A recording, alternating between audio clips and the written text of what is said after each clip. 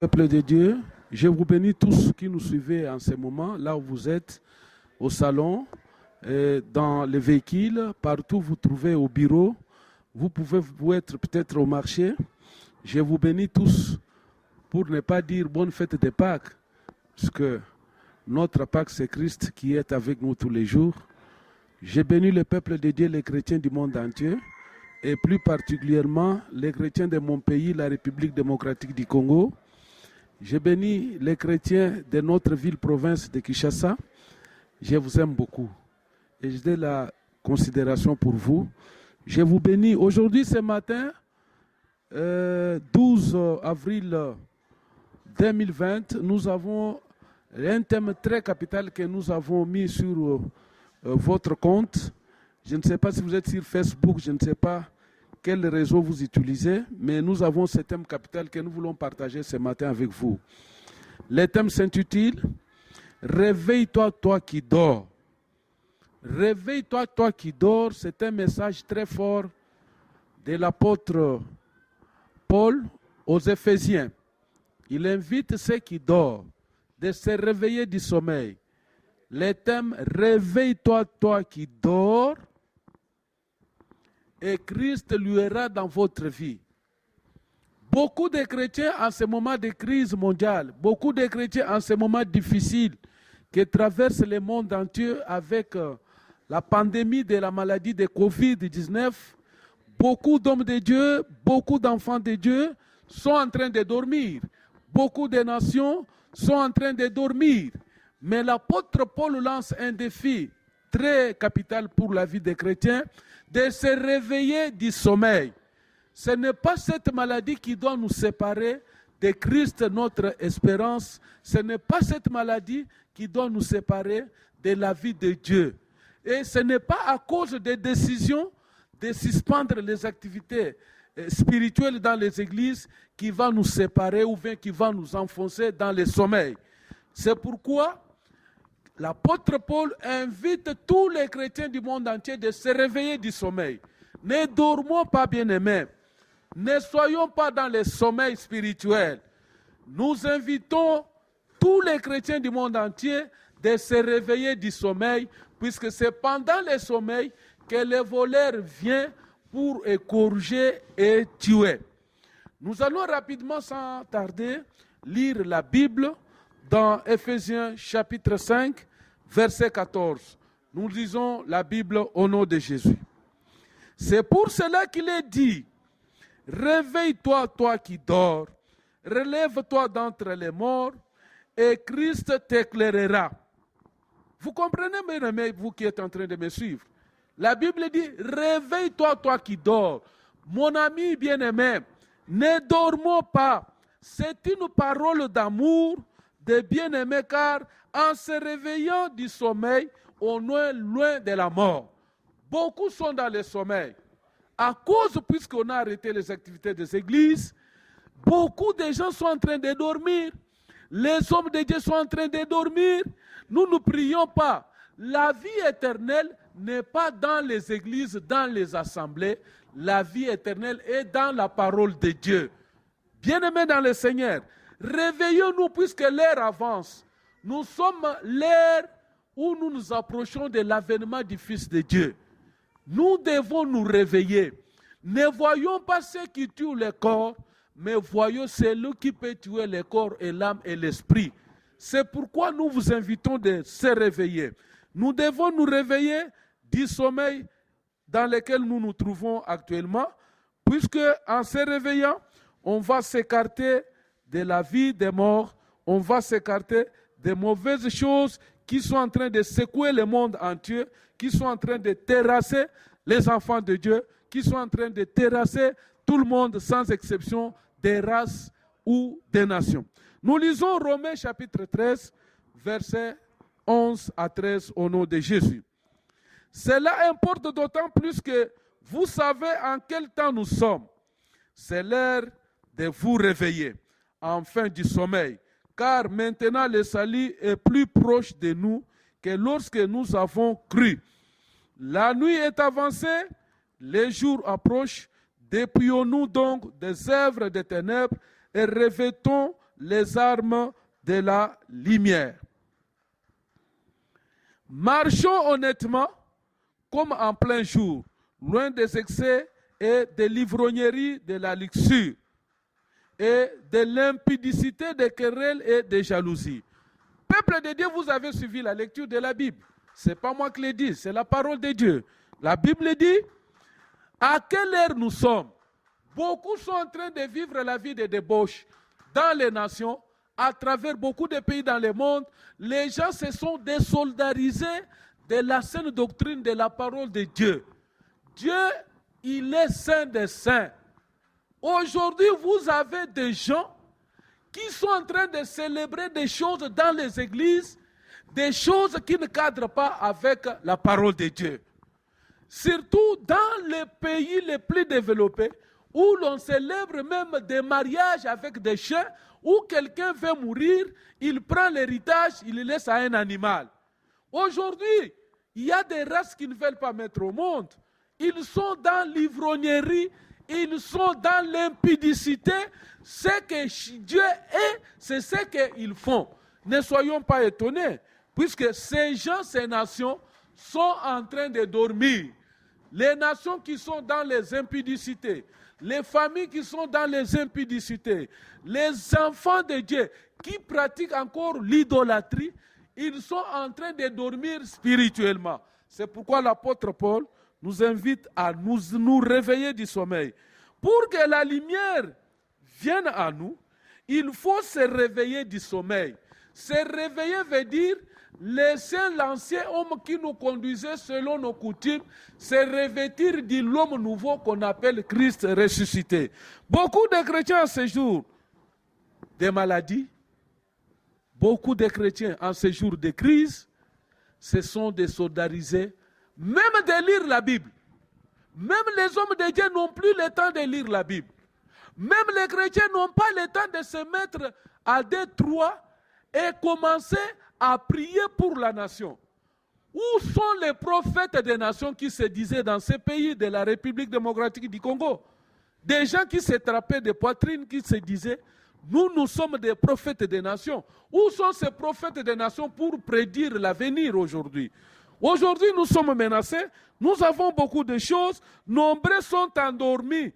Les églises fermées, beaucoup sont endormis, puisqu'il n'y a pas prière. Mais l'on peut prier chez soi. Réveillez-vous, chrétiens du monde entier. Réveillez-vous, chrétiens de notre pays, République démocratique du Congo. C'est pendant le sommeil. Vous savez que c'est pendant le sommeil, je l'ai dit tout à l'heure, que le voleur vient pour égorger et pour tuer. Il vient tuer pour tous ceux qui sont dans la distraction. Il vient tuer pour tous ceux qui sont dans la vie de débauche. L'ennemi vient, il tue, il égorge.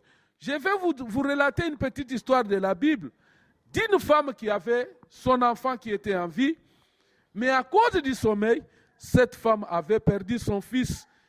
Si nous lisons 1 Roi chapitre 3, verset 18, que nous dit la Bible, cette femme avait son fils, mais c'est pendant le sommeil. 3 jours après, cette femme est aussi accouchée. Nous habitons ensemble, aucun étranger n'était avec nous dans la maison, il n'y avait que nous deux.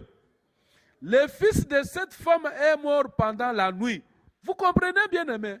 Vous qui me suivez, le fils de cette femme est décédé la nuit parce qu'elle s'était couchée sur lui. Elle s'est levée au milieu de la nuit, elle a pris mon fils à mes côtés, tandis que sa servante dormait. Vous comprenez que la femme dormait, elle était endormie, alors que celle qui était à côté d'elle avait déjà un cadavre. L'enfant décédait déjà. Mais quand l'autre dormait, sa voisine est venue échanger les enfants. C'est pour vous dire que nous devons nous réveiller. C'est pendant le sommeil que le diable vient pour tuer. Pendant que nous sommes en train de réfléchir, trouver des médicaments, l'homme blanc a tout fait. Il a fait des avions, il a fait des choses. Voilà qu'une petite maladie de tout.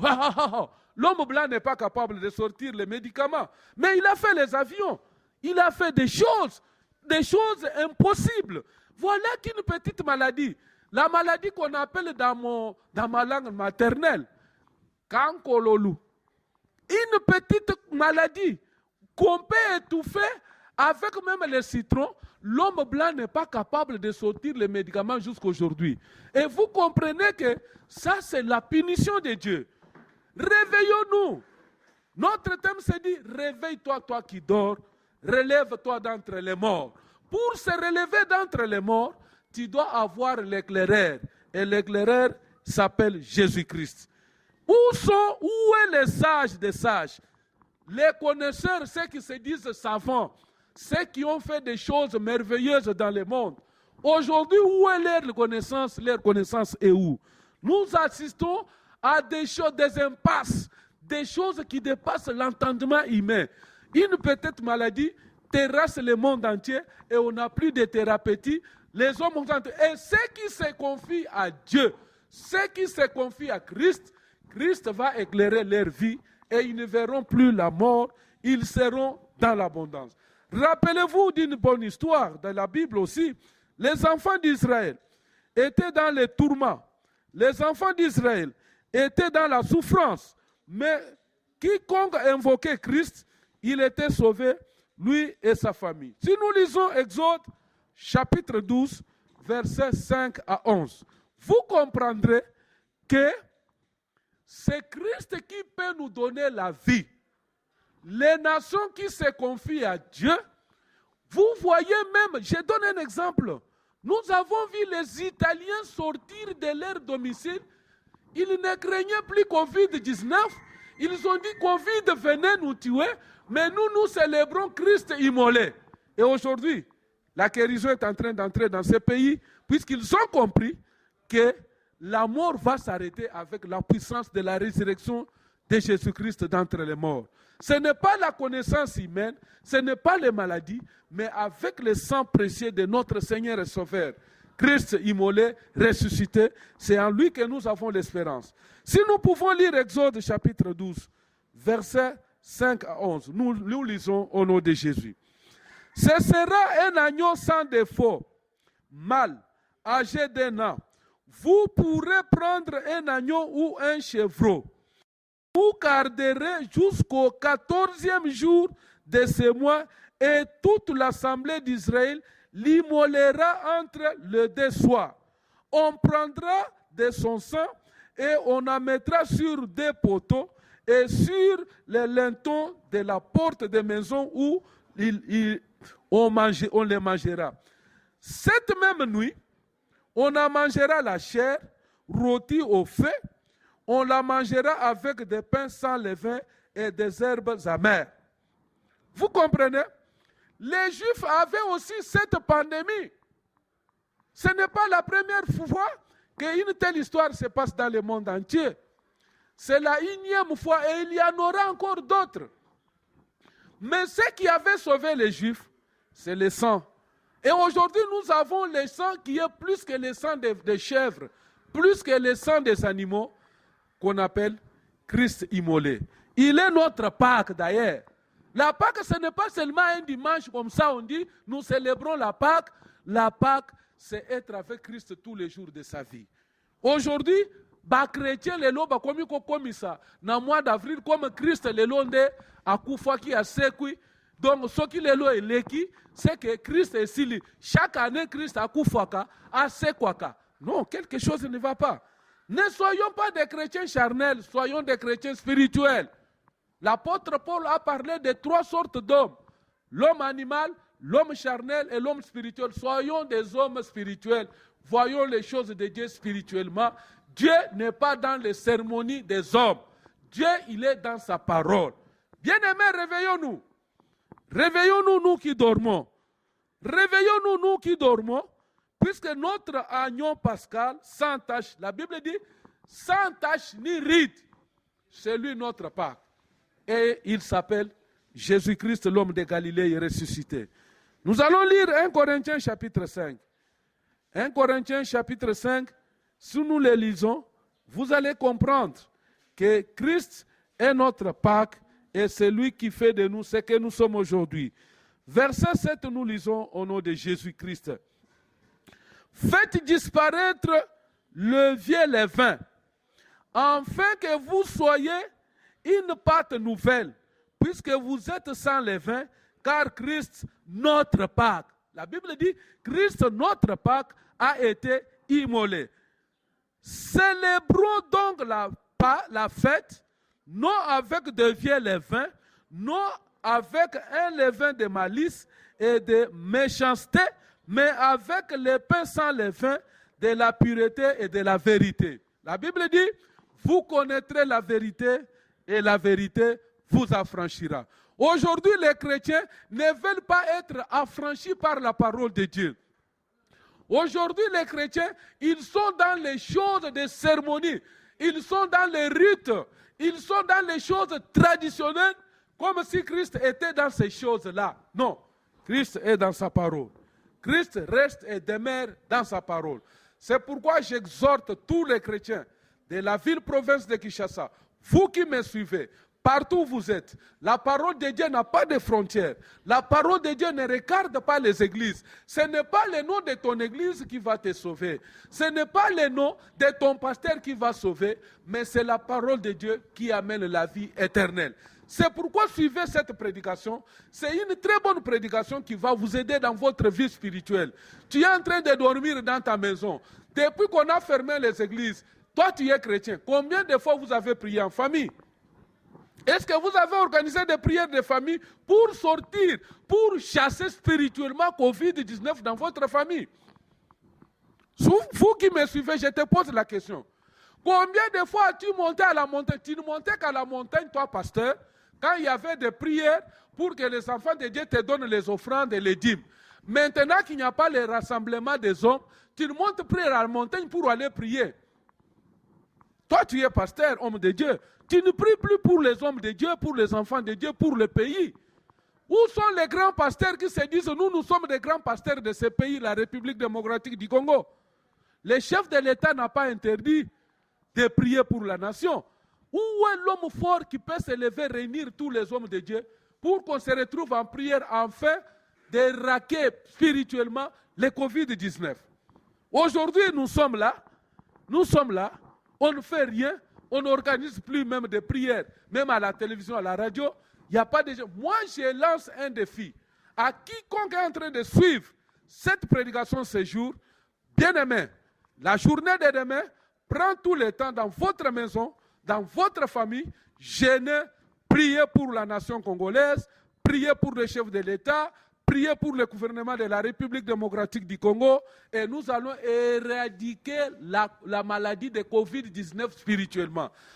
La Bible dit, si nous lisons Lamentation, chapitre 3, verset 37, la Bible dit, qui dira qu'une chose arrive si l'Éternel Dieu n'a pas ordonné? Je comprends bien que les moments difficiles que connaît le monde, c'est l'Éternel qui a autorisé. C'est lui qui a autorisé. Recourons à ses pieds, invoquons Dieu et il nous donnera la guérison. Il nous donnera l'intelligence aux intelligents afin que la thérapeutique qui va mettre fin puisse être trouvée par le monde entier afin de mettre fin à cette maladie qui terrasse les humains et que le Seigneur soit glorifié en toutes choses. Nous vous bénissons. Que Dieu soit loué, soit élevé. Nous disons Amen.